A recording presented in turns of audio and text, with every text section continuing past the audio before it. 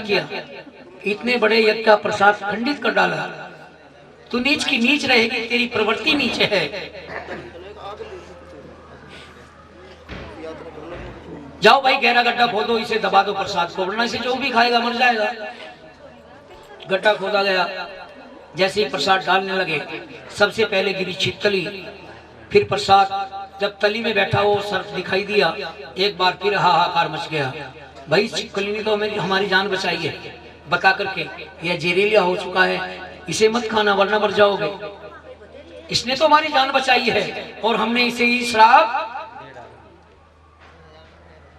बड़ा पश्चाताप था। सभी ऋषियों ने अपनी अपनी तपस्या का आधा आधा फल छिपकली को संकल्प कर दिया, ले बेटी तेरा जन्म तो स्कूल में होगा, इस कारण जो हमने आपको ये आदि आदि तपस्या का फल दिया है, लेकिन पलना तुझे नीचों के घर में ही पड़ेगा। कहो जय माता, क्योंकि जो पहले कह दिया वो भी मिथ्या नहीं होगा। हे राजा, ये वही छिपकली तेरे घर में आई है, ये वही मगन तेरे घर में आई है, वही अप्सरा तेरे घर में आई है। यदि तू इसे जबरदस्ती रोकेगा तो तेरा राज्य चौपट हो जाएगा। कहो जय माता दी। तो पंडित जी उपाय बताइए, क्या उपाय है? उपाय ये है, एक लकड़ी का बक्सा मंगाओ, उस पर जितना भी इसके विवाह शादी पर तुझे खर्च करना है उतना धन उस बक्से पर लगा करके इस कन्या को नदी में बहा दो। कहो जय माता दी। प्यार से बोलो, एक बार फिर बोलो। भक्तों, अच्छा कथा कहाँ थी? बक्से पर हीरे मोती टाके और टाक करके उस कन्या को लिटाया, और जैसे लिटाने लगे बड़ी मुश्किलों से 2 संतानें मिली थी। माँ की तपस्या करके आंखों से आंसू आ गए। बाप बेटी को कुछ दे नहीं सकता, चुप भी रह नहीं सकता, बेटी बह जाए। कन्या को बहा दिया। रोते रोते रानी और राजा महल में आ गए। कन्या ने एक राज्य पार किया, दूसरा पार किया, तीसरे राज्य में पहुंच करके वो कन्या लगी हाथ एक भील को। भील किस में जाल में फंस गया। देखा इसमें तो हीरे मोती भी लगे हैं, भाई माल भी बहुत लगा है। फटाफट बाहर निकाला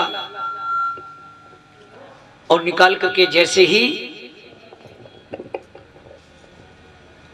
उस बक्से का कुंडा खोला तो देखता क्या है, भील एक सांवली सलोनी कन्या पांव का अंगूठा चूस रही है।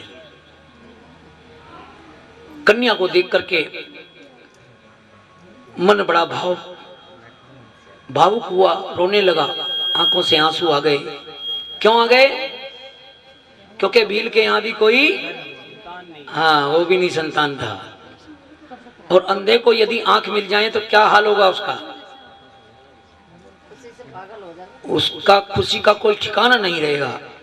भील भी खुश हुआ, पहले आवाज लगाई, भाई किसी का बच्चा हो तो ले जाओ भैया। जब कोई नहीं आया तो हीरे मोती उतार करके बक्से से दौड़ा अपने भिलनी के पास और जाकर के भिलनी की गोद में डाल दिया।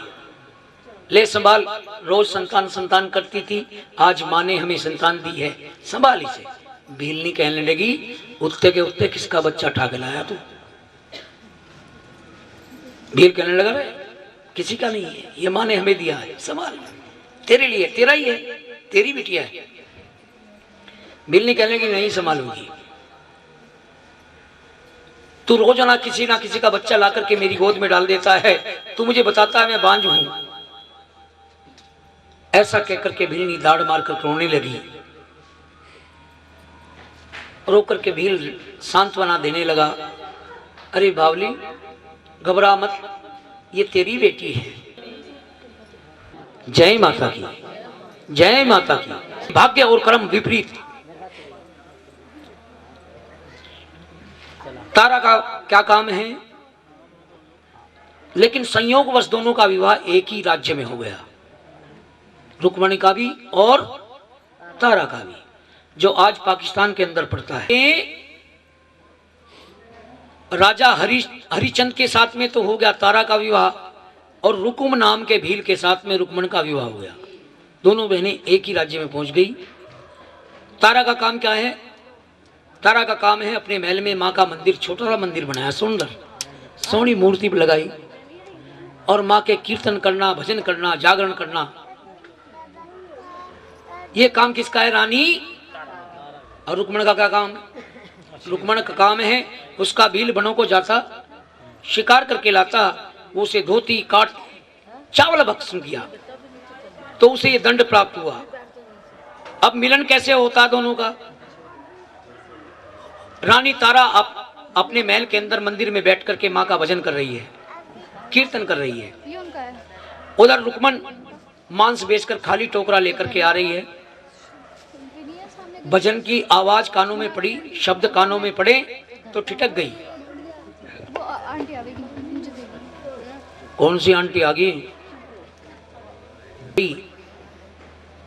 तो टोकरा एक और रख दिया और ऐसे दीवार से सारा ले लिया, जैसे बैठ के तीन चार बैठे सारा। मैं तो रुक्मण को कह रहा, रुक्मण सोगी? सो गई। रानी तारा ने भजन समाप्त किया, कीर्तन समाप्त किया, प्रसाद लेकर के द्वार पर आई। शायद कोई बाहर सुन रहा हो। देखा एक स्त्री पड़ी सो रही है, टोकरा कहीं पड़ा है।